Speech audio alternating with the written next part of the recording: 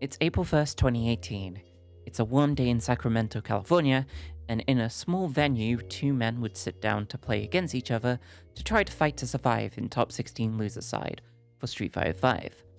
On one side, it was Punk, a Korean player who had a phenomenal previous year, contending with the likes of Fudo, Kazunoko, and almost winning EVO 2017.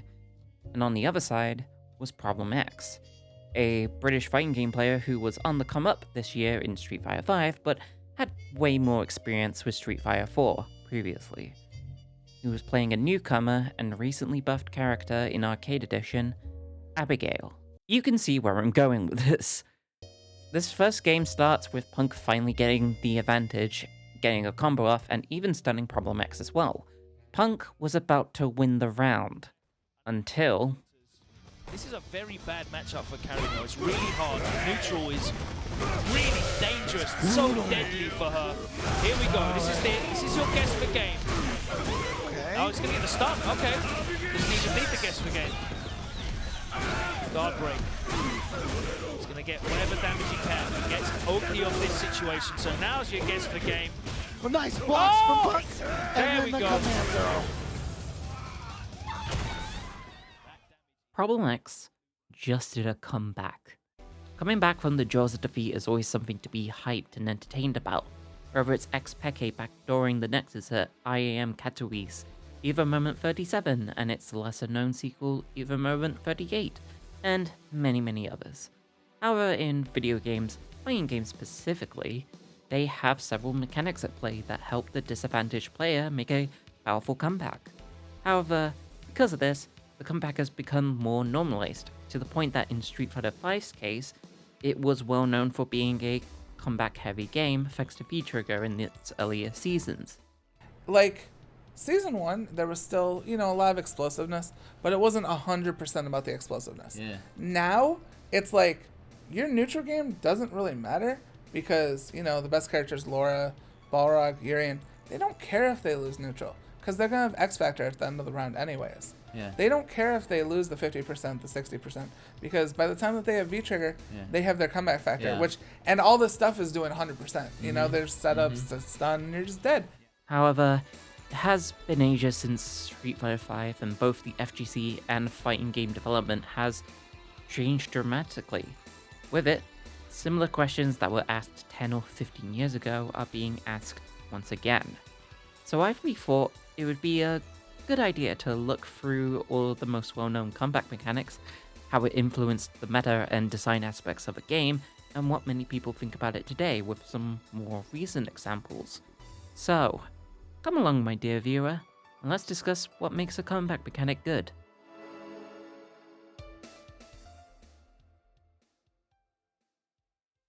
Before we can begin, we need to discuss fighting game mechanics as a whole. Back in Street Fighter 2, it was just simply blocking attacks, punishing them, special moves, movement options, and many other things. These were just simply the building blocks to the fighting game genre as we know it today. However, it wasn't until Super Street Fighter 2 Turbo where it introduced a long-standing mechanic that was ubiquitous with fighting games as a whole. Supers. A meter that fills up whenever you attack the opponent, and that you can spend it to do an ultimate move that does a ton of damage to your opponent. Now, this has become a largely accepted mechanic in fighting games today, and you'd be hard-pressed to find someone who just hates it outright, except that one guy from Reddit. Now, what if there was a meter that you can only gain it through getting hit, losing life, and losing rounds? Well, that would technically be a comeback mechanic, but on the surface, it doesn't seem a lot, but rather the application of it, what this meter provides you, and how it interacts with other mechanics of the game, which separates it from just being an okay mechanic to being absolutely broken. So, let's start off with a basic comeback mechanic, shall we? When Street Fighter 4 released, it revitalized the fighting game community, and essentially became something that we still see the effects of today. A lot of the mainstream community members got a foot in the door thanks to Street Fighter 4. However, this game also introduced to arguably the first major comeback mechanic in modern fighting games.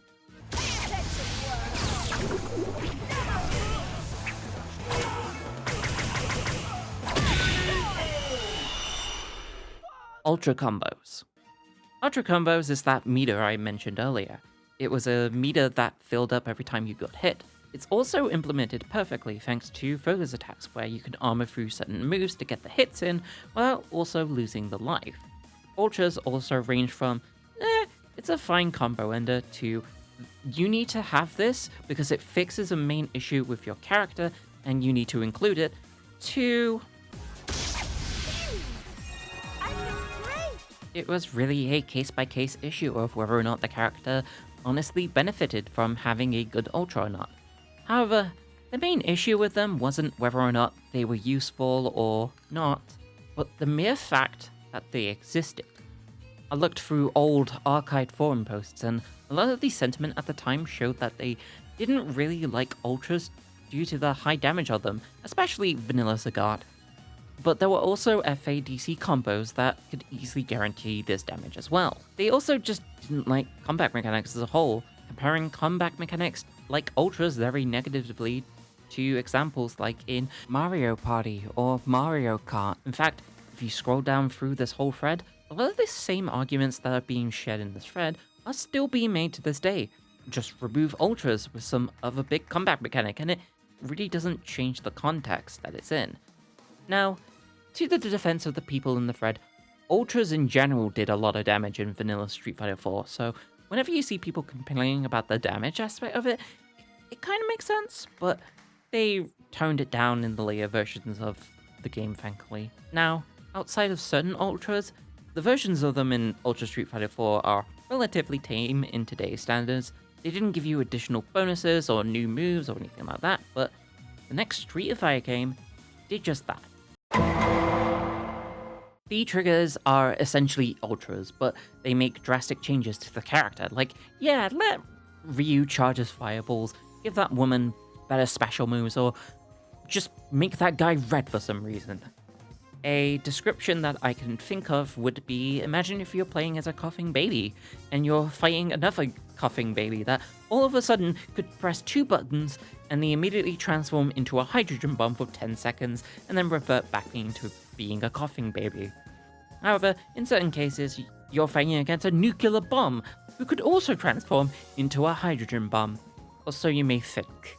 The previous statement I made about the coughing baby isn't accurate at all, because while I was going through research on this video and discussing this with others, the more I realized the whole V-trigger into comeback statement isn't really true anymore. I do like to make jokes and little quips in these kinds of videos, but saying V-triggers are huge across the board is almost bordering on misinformation. Like, yeah, you have big outliers like Orio's V-Trigger 2, a V-Trigger that allowed him to convert a stray hit to insane amounts of damage. Luke's V-Trigger 1, which almost acted as a precursor to the drive gauge in Street Fighter 6, and let's not forget Abigail's arcade edition of V-Trigger 1. There was a reason why V-Triggers had the reputation that it did at the time. However, looking back at a majority of the V-Triggers that the cast had, they really weren't that game-changing. You had V-Triggers that just simply buffed certain moves to be better. There were V-Triggers that gave characters just better frame data, or some that just gave them an extra move that helped fill out a missing piece of their kit. Maybe it's also to do with the fact that a lot of people tuned out of Street Fighter V as a whole with the poor reception of Season 1 and 2. As such, V-Trigger has such a negative reputation due to these certain outliers and how they would enable all these kinds of comebacks. Like, the clip at the beginning was from 2018, and the clip of FLoE was somewhere around Season 2 as well. A lot of these complaints are very old school and aren't really reflective of how the game ended up, which many people absolutely love. It wasn't until Season 3 where they nerfed the damage scaling with V-trigger combos, and as such, this became a lot less likely to come back with just a sweep into V-trigger. It's with the later seasons when they decided to expand and completely develop new understandings of V-triggers, with some even being incredibly deep and required a ton of knowledge and skill expression as well. But okay, I know it's weird that Season 3 decided to tone down V-trigger damage, but also let this fucking monster rock. Brief tangent, but Abigail in Arcade Edition was just a nightmare. Unwhiff punishable moves, huge stun and damage from his basic BMBs, fantastic Ogies, and just unblockable for days. If you want to know more about this freak, watch Big Yellow's video on the topic, it's pretty good. Also, I accidentally copied the intro for the video, for my video. Fucking... whoops, my bad. I got caught. Anyway, please check out Big Yellow. I'm sorry for stealing your shit. Either way, I wanted to talk about V-triggers here, because while I think there were some V-triggers that absolutely led to combats, the way people talked about them essentially was just incomplete, or, in a good amount of times, incorrect. It's a bad perception of the earlier seasons that led Street Fighter V as a whole to have this reputation, when in reality it wasn't. Now, if you wanted to give a more accurate representation with the Street Fighter V at the end, it would have been single hit confirmable lows, 1, 2, 3, and Luke. Just Luke. I know they nerfed him, but he was still very, very strong, mind you. Rage as a concept wasn't new in Tekken 7. It's got its first introduction in Tekken 6, but if you knew about Rage in Tekken, you are most likely thinking of its inception in Tekken 7. Rage is the status that you enter once you hit below 41 points of health, and it stays with you with the entire rest of the round. Tekken 7 also introduced Rage Arts and Rage Drives, which were one-time abilities that people could use to turn the tides of the round, but at the cost of the Rage effect, which will go away once this has been done. There was also the added bonus that once you were in Rage, the lower your health is, the more damage your Rage Art does. Like, I can just show you this one image and people will know what the hell I'm on about. Rage Arts were also incredibly good wake-up options to beat up certain moves since they were armored, but they were usually very unsafe. Rage Drives, however, were a mix of being whatever to becoming a this does everything option, and in a good amount of cases were plus on block. These factors ended up making Rage one of the main go-to examples for combat mechanics in fighting games in the modern era. A state that buffs your damage, a move that does a ton of damage, that could be fit into any kind of combo, no wonder why a good amount of people just don't like it wholesale. Rage in Tekken 8 doesn't get talked about as much, in particular because of, well, everything else. Heat, Season 2, strong characters, safe mid moves that can't be sidestepped. Rage is just a small comparison to the other major issues of that game. However, one aspect of Rage I find interesting in Tekken 7 is the usage of it. Okay, let me explain. Since you have both Rage Drive and a Rage Art for most of the characters, you can use it for different decision-making skills. Do you want to use Rage Art for when you want to rake up to basically guarantee it at least some damage and allow it at a chance to come back? Do you want to use Rage Art at the end of the combo to add an additional bit of damage to get the win? Or do you use your Rage Drive to push yourself into a more favorable situation and make the win easier? Or do you just not want to use Rage Drive at all and just use the damage buff itself to get the win through small pokes? It's a really interesting application of Rage as a whole, and something that I kind of like. Each option I just mentioned has its risk and reward tied to it. Like, Rage Arts are very punishable. Like, imagine in a newer game, Rage Arts weren't launch punishable. Like, imagine if that happened. That would be very silly. Anyway, while Rage, I understand the complaints and the underlying issues of it, I like it as a combat mechanic compared to some of the other ones that we'll discuss soon.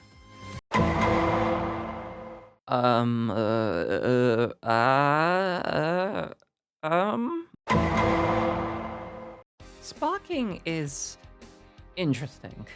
If you aren't aware of what sparking does in Dragon Ball FighterZ, it's essentially a power-up that you get from using your Sparking Blast, which is an invincible attack that has either one or two properties.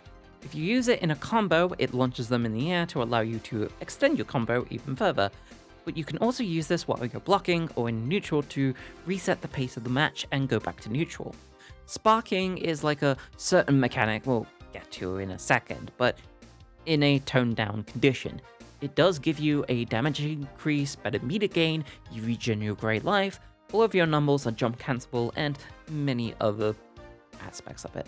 You think this is a really good combat mechanic. You pop this on your last character, and you manage to claw your way back to victory, but actually, it's not that. Instead, what sparking is used for is to either secure a win, get their characters back up to help, or even to continue your pressure with your assists, as sparking even makes your assist cooldowns a lot shorter as well.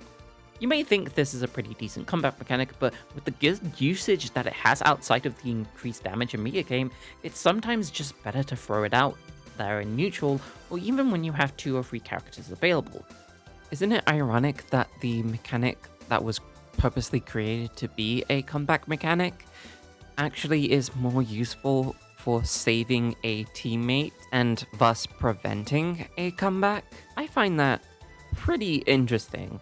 Overall, in the terms of the comeback mechanics helping you, well, come back, it's not that great, but it's a really good option that you can use. Like, Rage has a ton of usage available that depends on the situation, the team that you have, and many other things. But you think this is the only comeback mechanic in Dragon Ball FighterZ? You'd be wrong.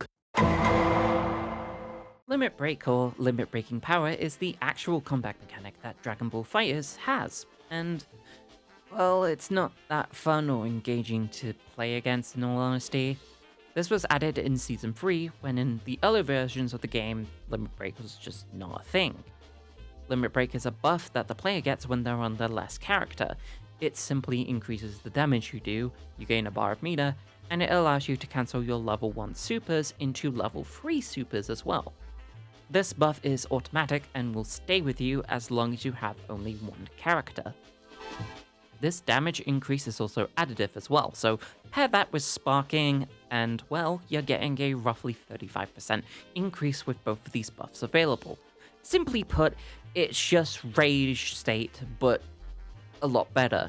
Also, the usages that Rage Art and Drives had, as well as how do you use Sparking Burst in certain situations, is just gone, since it just automatically activates. The complexity is just removed and makes this a very boring comeback mechanic. Is it needed for the meta? Yeah, sure, considering you don't have access to regenerating health outside of sparking, or assists at all, but does it give opponents options to counteract this buff, or extra decision making to add to the mental stack? No, not at all. Sparking in of itself is fine, but Limit Break with sparking pushes this to a new level that I'm personally not a big fan of. This can easily lead to touch of death combos with the likes of Z Broly, Base Goku, and many others. But sure, fine, sparking is okay, and sparking in Limit is not that great, but surely there's not another game where it has a similar mechanic that is so powerful that even the mere sound of it strikes fear into the hearts of fighting game players everywhere.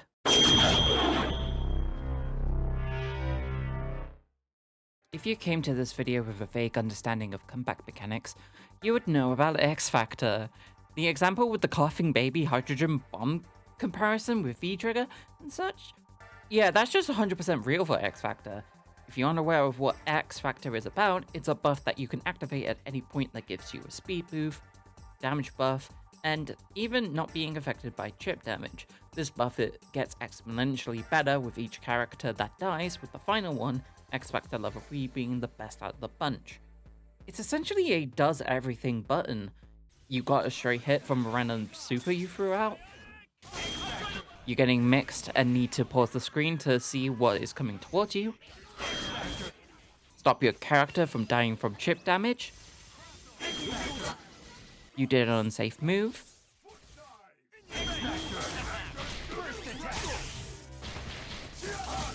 it's literally crazy how good of a button and effect this is. It really works for any character, but especially works for anchor characters like Phoenix, Sentinel, Doctor Doom, and, well, him. This is a game-defining mechanic that Marvel vs. Capcom 3 has, and that's how it interacts with certain characters, certain situations, and many other aspects of the game. The big giant red X is hovering over this game like a goddamn hawk. The meta essentially became what characters could heavily abuse the X Factor as an anchor, and this is kind of harder than it sounds because the X Factor effect characters in completely different ways. Like, Hulk doesn't get the speed boost, while characters like Strider, Morgan, and Chun-Li get a better speed boost, but less damage to compensate for it. While Ultimate Marvel vs. Capcom 3 is beloved by many for its insane combos, great moments, quotable one-liners, and that, one stage, it's also known for being insanely unbalanced. Like him. X Factor simply just adds to this unbalanced nature and heavily skews the meta and how characters are meant to play, where there's jokes where the game doesn't actually start until Virgil is the last character and X Factor is in play. X Factor is not a comeback mechanic, it's the comeback mechanic. It's a limit of how broken these mechanics can get and show how overpowered this can be. Like, you could just get infinite combos with X Factor level 3 with a whole bunch of the cast. It's like, it's fucking crazy. Now, I think it's time to move away from the generic fighting game examples and just look at other examples from different areas of video games. And there's one series where comeback mechanics are aplenty in. Ooh, what's this? You're talking about Smash Bros. In a fighting game video? They're not the same thing. Shut up! Shut your ugly old-time ancient ass up! So when Lucario was introduced in Smash Bros. Brawl, he had a mechanic created for him as well. Aura. Aura is kind of simple to understand. The higher his percentage, which is your health in the game, the more damage and knockback he does as well. When he even had high aura, certain movers are also affected as well, such as when he's charging his aura sphere, the charge can be even big enough to have its own hitbox as well. He also has better distance with his side B, bigger range for his projectile he has with his side B as well, and many other things. However, there's a lot of calculations into this. I could just probably spend an entire different video just going over the math, the calculations, the formulas, all the differences that he has with aura at specific percentages, but we'd be here all day. But there's one other thing that I want to talk about that heavily affects aura as well. How many stocks you have. Stocks are essentially the rounds and lives character has in Smash Bros. And is an integral part of the meta, how fast or slow you want the game to be, and many other things. Smash Bros. Had a pretty big debate over 2-stock versus 3-stock for their game, but that's also another big topic for another time. Lucario's aura is also massively affected by the stock difference with your opponent. If you have a bigger stock difference, the earlier aura could kick in. There's even a popular doubles gimmick where certain people use called Anubis combo. This is essentially where the Lucario player will purposely lose 2 stocks to artificially make aura stronger at the start of the game. Like, I'm gonna be real, aura could have been a cool mechanic, but I think the issue is the balancing of it. The stock difference affecting the aura, how Lucario's kid is really poor at early percentage, that makes him not a major threat at all, and if you play it right, you could probably win a game against him without needing to get him at the super high percents if you manage to stuff his recovery or manage to effectively get him off the stage as soon as possible. So, why do I talk about aura in this section first? And why specifically the Brawl version? Aura has been with Lucario since Smash 4 and Ultimate, so why Brawl of all things? Well, it's to set the stage for a certain topic. I needed to talk about aura, how it functions, and the different aspects of this mechanic, because it was a precursor for something else. Aura walked so that Rage could run into a wall. Rage in Smash 4 was not good, not quite balanced as well. Maybe, I don't know. Now, if you search up Smash 4 Rage, you'll see this guy over and over and over again, but in the context of the game itself, Rage is a mechanic that buffs the knockback of moves the higher percentage you are. However, unlike Aura, this doesn't affect the damage of these moves as well. This was something that was introduced in Smash 4, but was never really staged or discussed upon by Nintendo themselves. It was instead discovered by the community and shared through there. Now we got the history lesson out of the way, Rage was insanely messed up and incredibly janky. This is due to Rage affecting set knockback moves. So, what the hell is set knockback? Set knockback was a thing that was added to several hits of a certain move to ensure that the final hit hits correctly. Think Samus is up B, Zero Samus is up B, a lot of the up Bs in the game probably. But however, if the person had rage, this would happen.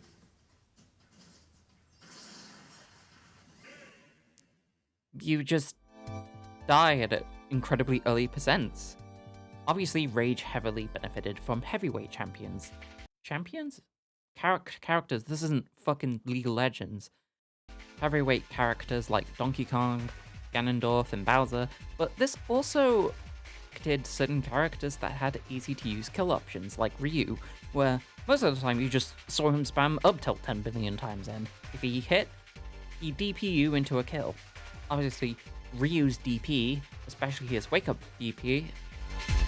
Wait, sorry, my mistake. I meant the Mamma Mia could kill at incredibly early levels, and even with stray powerful knockback hits that certain characters possess that they'd use over and over and over again to sneak in an early kill.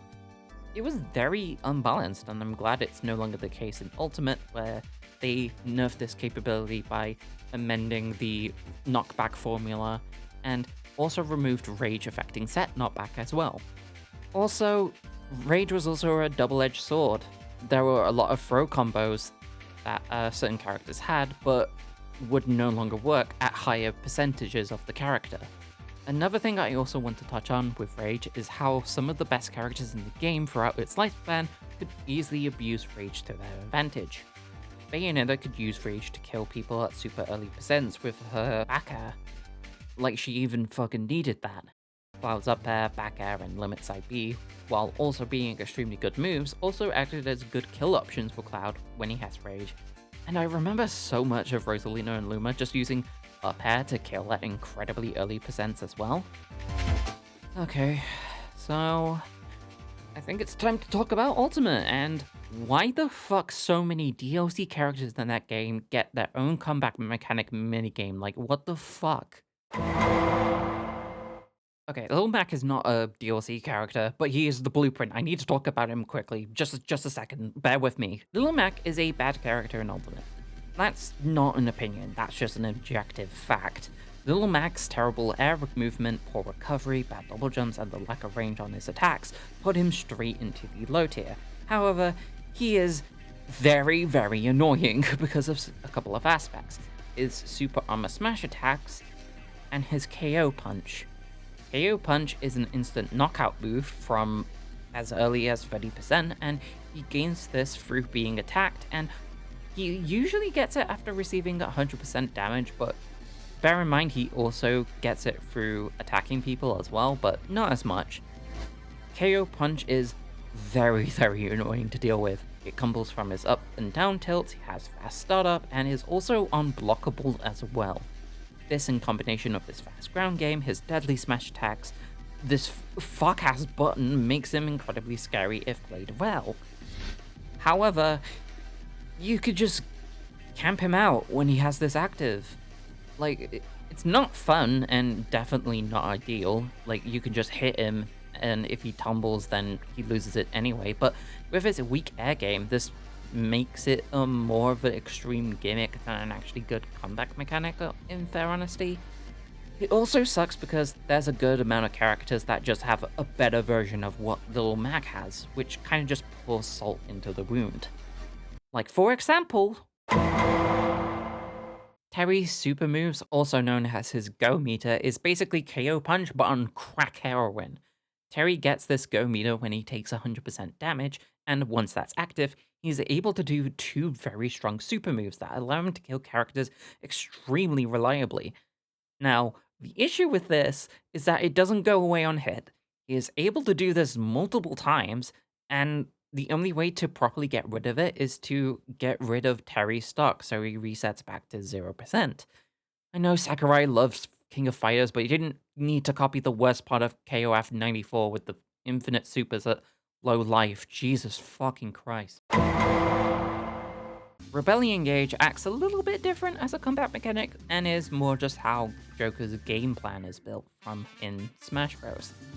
What the gauge does is that it slowly fills in, but also increases by either you or your teammate getting hit. Another thing that builds it is whenever he successfully uses his down B, and once it's filled in, it allows him to access his persona. In this mode, a majority of his moves becomes buffed thanks to his persona kicking the shit out of you, where these hitboxes become huge as a result, like Jesus Christ. However, the thing is that makes this more interesting as a combat mechanic is that it depletes faster when you get hit, so it rewards people getting in successfully. Rebellion Gauge actually becomes an interesting mechanic that the player is forced to deal with. Do I try to bait his down B and get a throw combo in? Is there anywhere I can get in to force him to be in his buff state for less time? This back and forth actually really reminds me of Abba's game plan. This distinction between the two moves and the aspects where he can just kills you also speaks to the playstyle of Abba as well. Albeit Abba is slow while Joker runs fucking quick, but you know, peaches and oranges, all that. I guess this also applies with how Cloud's limit works in Ultimate as well, since it allows time in different ways to deal with his limit. Not in Smash 4, however, that shit lasts fucking forever, like... Also, I don't like his Cloud render at all in Smash 4, like... Stop staring at me with those beautiful baby blue eyes. Please go back to being force-femmed or something, Jesus. Cloud? Is that you? Oh my god, that makeup!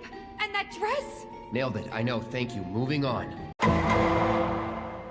I honestly don't have much else to say about winged form. It just buffs his movement, gives him armor in his smash attacks, like, that's fine. It kind of also doesn't help him as much, but, you know, it's fine.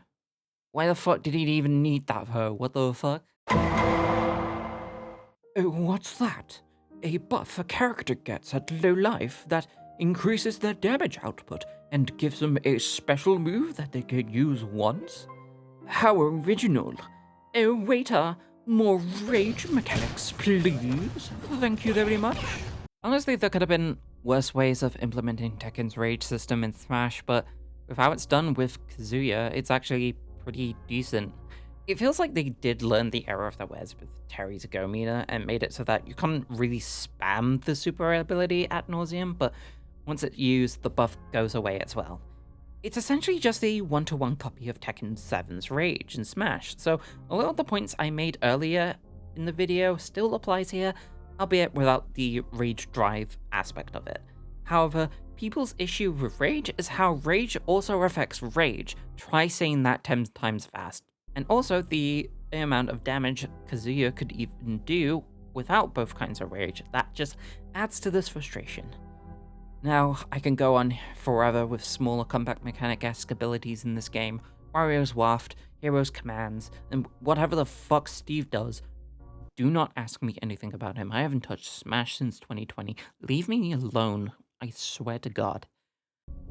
Okay, we should also talk about combat mechanics in other game genres as well. Outside of, you know, Smash. I discussed at length about the combat mechanics that are shown off in fighting games and similar style games, but they're still everywhere in other games as well. The most well-known is Blue Shells in Mario Kart, but this has been talked to death, so I won't go too much in detail about it. It's essentially an item that players in last place can use to destroy the first place player and help them potentially make a comeback. However, there are other genres that combat mechanics are shown in as well. MOBAs are a pretty big example of this, where games like League of Legends and Dota 2 have bounties for players who are currently on a major kill streak, where if they die, the player and the team that killed them gets bonus gold. In League specifically, there is also objective bounties, where if you kill a tower or a dragon, the team also gets bonus gold as well. Another combat mechanic in MOBAs that I think are pretty interesting is how Deadlock handles them as well. Yes, I'm putting Deadlock in again so I can show you how fucking sick my Lady Geist is.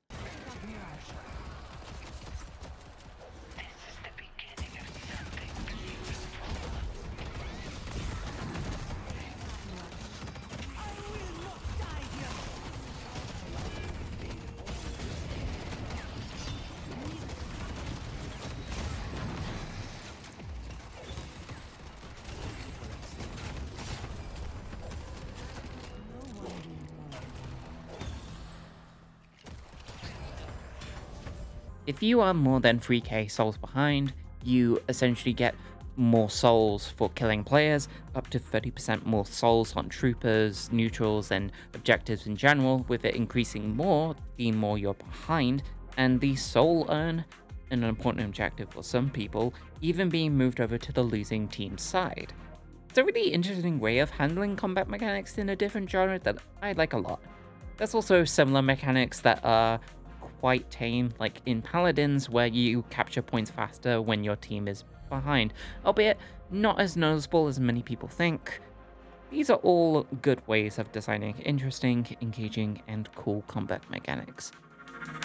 So why do fighting game players hate them so much?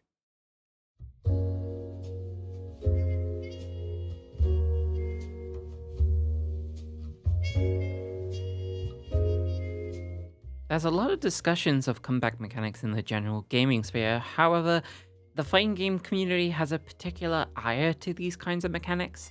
In order for us to understand this further, we need to do some research into it. There's a great article done by the Association of Computing Machinery called "The Trick is to Stay Behind" that really opened my eyes in all of this.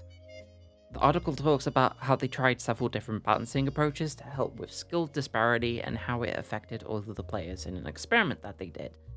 They did this by creating a design space with 6 categories in mind: determination, timing, targeting, effect, feedback, and information. For the sake of the video, I'll go over the main 3 that fit best for these mechanics specific to fighting games, which would be determination, timing, and effect. Determination is essentially how this mechanic functions, when it will take effect, what parameters that shape the effect of this mechanic, and so on. Timing is when the mechanic is triggered and how long it lasts for, and whether it's time-based or based on a certain condition. Effect is what changes are made to the gameplay and the impact that it has on player performance. This effect could be dynamic, depending on the skill of the player, and how intense this effect is, whether it's to reduce or even reverse the disparity shown. With this in mind, we can take a look at some of the earlier examples through this design framework. Firstly, there are the mechanics that are determined automatically at a specific state, like Rage, where you need to be a certain threshold to activate it, and its effect is just simply better damage and access to a special move. Examples like Rage in Tekken 7, Terry's Go Meter, Lil Mac's KO Punch. There's a lot of these, and is mainly the go-to for these types of combat mechanics. There are others where the mechanic is only applied when it's done so by the player via a press of a button. There are limitations of when they can activate this, such as they can only do it in combos, neutral, or in block stun, but when you press it, it allows you to gain better mobility, buffs that the other player doesn't have access to, with sparking and X Factor being the main mechanics that I can think of regarding this. However, we need to keep in mind that this framework isn't the proper solution to all of this, but rather it's to gather a better understanding of these mechanics, and that allows people to formulate new ideas and concepts. Hell, even the article had to state this as well. Another part of this that is really frustrating to me when discussing combat mechanics at length is something that we briefly mentioned time and time again: the emotional aspect. Whenever these get discussed or mentioned, they always talk about how the losing players didn't really deserve their wins. That round wasn't earned. That method was cheesing or unfair. And I prefer, I out footsie to you, I out neutral to you. I deserve to win this game. There's a lot of games now where it's, did you really deserve that round? And I don't like when I have to question that. This is negativity bias at play here, and you may think fighting games are exempt from this, as there are less fatal points that the player can enter in a 1v1 scenario rather than in team games, but you'd be wrong. People will blame character balance, they blame the netcode, they blame outside aspects of their life, they got sun in their eyes, a cat walked by their computer screen. Players blame everything except themselves. I think that's actually a really good quote. Someone should put that in a video game, maybe. However, combat mechanics is another thing that people will just simply blame. And part of this is on the person themselves, but on the other side, it can be how the mechanic is implemented as well. The framework I discussed earlier doesn't really discuss how these mechanics can actually be applied, and how it interacts with the different systems in the games as well. If a comeback mechanic is badly implemented and is poorly designed, it sticks with the player in a negative way. It's why V-triggers in Street Fighter V had this poor reputation that it had, despite it not being the case anymore. It was because of the poor reception of Season 1 and Season 2 that I briefly mentioned earlier. However, if a comeback mechanic is well implemented, buffs certain players in a fair and balanced way, and is easy to understand, in the player eyes, that's not a comeback mechanic. That's just a mechanic. Something that you don't pay attention to or barely think about. It's partly a reason why comeback mechanics are so hotly debated, because one day it negatively affected the day or round or game that it still burns in their mind. Okay, I don't know where else to put this, but I'll talk about it here. Remember the thread I mentioned earlier about comeback mechanics through old archive forum posts, whatever? Well, there was a guy who was defending comeback mechanics, and he used a quote from fucking Gurren Lagann, and when people were like, wait, what the fuck? He was just like, oh, I'm dead serious.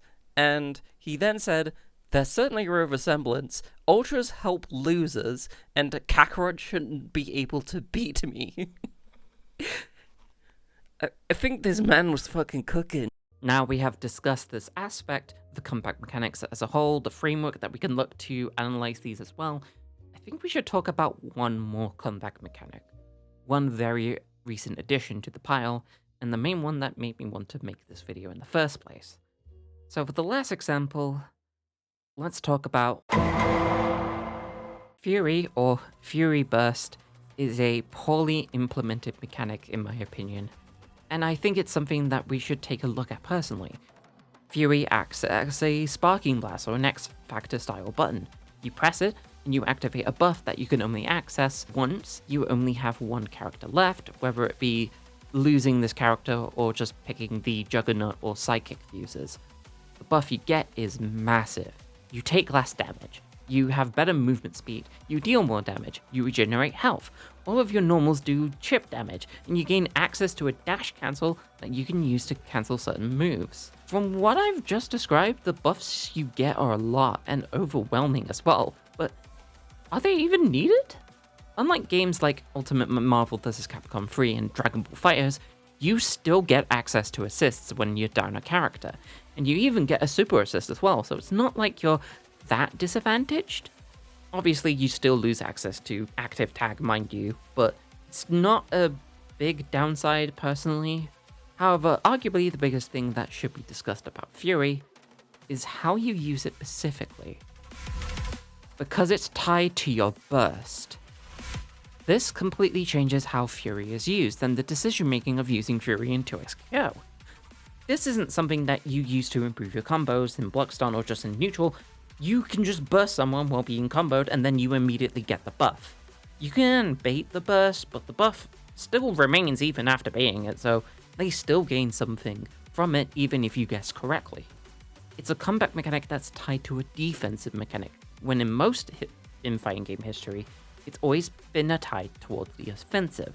If you play it against someone who used Juggernaut, their game plan is just to get hit to gain Fury, burst your combo, and then be able to use the buff provided to get a damaging combo to kill a character in a touch of death situation. There was something you can do in closed beta with specifically Juggernaut Blitzcrank that left you with one of your characters dead and your point character with barely any life. Obviously, this is because of the interaction that Blitzcrank's command grab had with eject that caused this to happen, and this has since been fixed, but they probably should have looked into that specifically.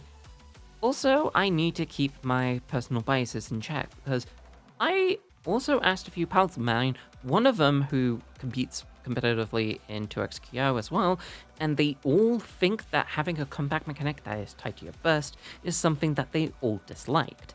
Another caveat to this is that the game is still in active development. Hell, it's still in early access right now.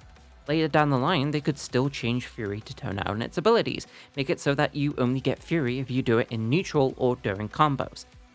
Who knows what they'll do at this point, but hopefully they take a look at Fury, potentially, in my opinion, because I don't want it to go down the route of unbalanced comeback mechanics like X Factor and such.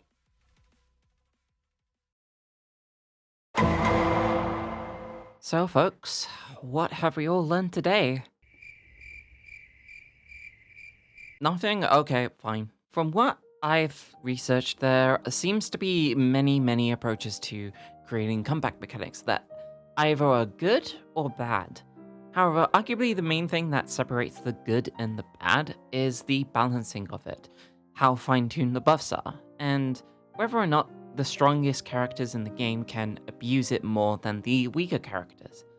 I can't specifically say which mechanic I described in this video is the best one to solidify our findings on, but throughout this entire video, there's been one quote that's been stuck in my head, so I'd like to read it to you.